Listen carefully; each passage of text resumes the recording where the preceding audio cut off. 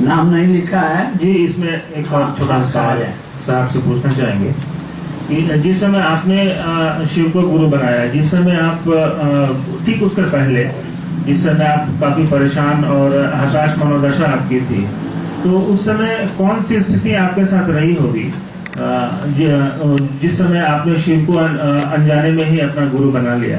तो उस समय आपके मन पर क्या भारी था? क्योंकि जैसा हम लोगों ने सुना है कि चमत्कार सीखना भी एक चाहत आपके मन में उस समय रही थी कि चमत्कार करेंगे, चमत्कार सीखेंगे। तो उस समय कौन सा भाव आपके मन पर भारी था? क्या चमत्कार सीखने का भाव आपके मन पर भारी था, या आपके मन पर यह भारी था कि इस दुनिया में कुछ नहीं है, कोई वो शिव ही हमारे गुरु हो सकते हैं, वो शिव ही गुरु है, ये भाव भारी था? ऐसा मेरे मन में कुछ नहीं।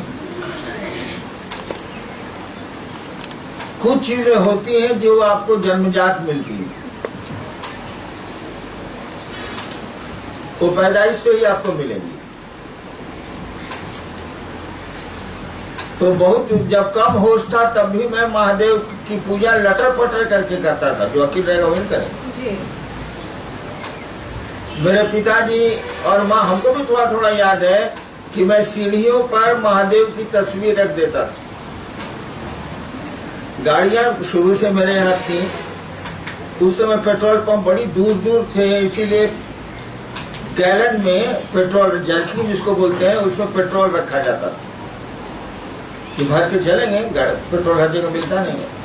तो खाली टिन बहुत था हमारे पास, 5 लीटर जिसको बोलते हैं, 5 लीटर वाला ले आता था गाड़ी से निकाल के। अब बाबूजी तो ऑफिस, माँ नीचे, मैं ही सबसे बड़ा लड़का था, घूमता फिरता रहता था दिन भर घर में। मॉर्निंग में स्कूल खत्म, डीएवी में पढ़ता था, स्कूल खत्म। तो सीढ़ी के ऊपर वाली सीढ़ी पर उसको रख देता था। रबर का पाइप तो गाड़ी में रहना ही रहना, पेट्रोल डालने के लिए उसको उसमें डालता था।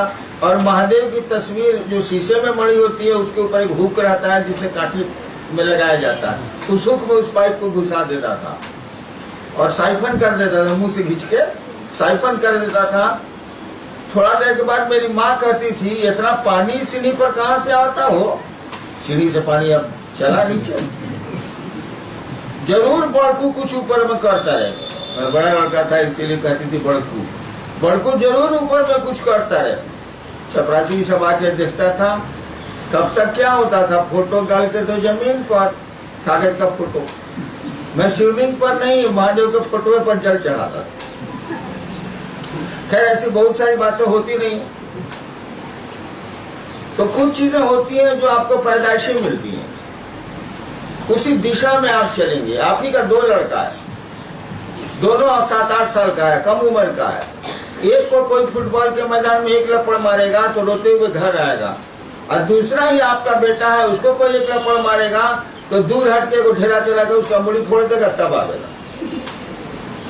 देखिए, बचपन से ही कुछ गुण अलग अलग। जब मैंने शिव को गुरु माना, उस समय ऐसा कुछ भी मेरे दिमाग में नहीं। मैं चमत्कार सीखना चाहता था, वही जादू टोना और कुछ नहीं। ये सबसे रद्दी काम है। बहुत जगह मैं बहुआया, इसके लिए नहीं मिला। बहुत अघोरी, बहुत तांत्रिक, बहुत गुरु। एक दिन मेरे मन में रात में 2 बजे श्मशान में ख्याल आया। वही आरा के लोग आए हुए हैं, वही गांगी है श्मशान में, कि गुरु भगवान होता है, तो भगवान गुरु काहे नहीं? भगवान मैंने सुना था कि महादेव को, शिव को कहते हैं, सुना था, जानते कुछ नहीं। मैंने शिव को गुरु मान लिया। हमको लाभ क्या हुआ कि जो 15 साल में अंत संत करता था पूजा पाठ में, उससे जो उब गया था, वो आदत मेरी नहीं गई थी। 15 साल पान खा लीजिएगा, छूटेगा, बड़ी दिक्कत होगी। तो आदत जो लग गई थी स्मशान की, साधुओं के साथ घूमना, घोड़ियों के साथ घूमना, रहना, उठना, बैठना, वो आदतवा मेरी हमको ठेल रही थी। आज जब गुरु बदल लिया, महादेव को गुरु मान लिया, तो हम सोच रहे थे कि पहले का कोई काम नहीं करे। जब गुरुए बदल लिया तो नया गुरु जो कहेगा वो न पढ़ाई पढ़ेंगे कि पुरनका पढ़ेंगे।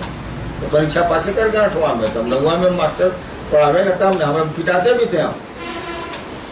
जैसे हम 8वां पास कर लिया, 7वां पास कर लिया, अब घूमना है, कोई काम नहीं है, इधर से उधर खाली बदमाशी करना है। भाव जिला में अफसर थे, दिन भर मैं एसडीओ के बेटा के साथ कभी पिट्टू खेलता था, कभी ये खेलता था, वो खेलता था। बाबू जी कहते थे पढ़ता का नहीं जीतू, हमका परीक्षा दे लिया, अब रिजल्ट आवेगा, नया क्लास में जाएंगे, नया किताब आवेगा, तब ना पढ़ेंगे। दूर लग पड़ साला, अंग्रेजी का नेशनल ग्रामर पढ़ो, हिंदी का व्याकरण पढ़ो, और टास्क देते थे दूसरे दिन सुनाओ। वही आदत हमको थी अध्यात्म में भी। हम कहा कि जब मास्टर बदल लिया तो साल पुरनका मास्टर का क्या करना है, लेकिन आदत जो पड़ी हुई थी उठे रही थी। हम ही जानते थे कि महादेव देह में नहीं है, इस साला फालतू धंधा है। तो मैं बैठ के रोता था कि साला फंस गया, करें क्या। और इसीलिए मैं कहता हूं कि अगर कोई शिव के लिए रो सकता है तो धरती ऊपर जा सकती है, आसमान नीचे आ सकता है। लेकिन हम लोग शिव के लिए कहाँ रोते हैं, शिव से सीखने के लिए कहाँ रोते हैं। हम लोग तो अपना दुखड़ा रोते हैं शिव के सामने।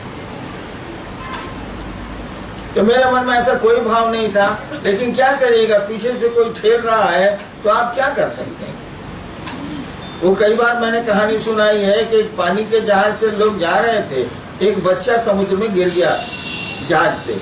लोगों ने कहा बचाओ बचाओ बचाओ बचाओ बचाओ, इनको उतरने का साहस नहीं करे समुद्र में।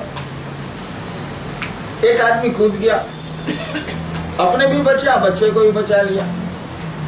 लोगों ने कहा वाह सरदार जी, वाह सरदार जी, वाह सरदार जी, कमाल किया, बच्चे को बचा लिया। सरदार जी ने कहा चुप रहो सालो, पहले बता हमको ढकेला कौन था।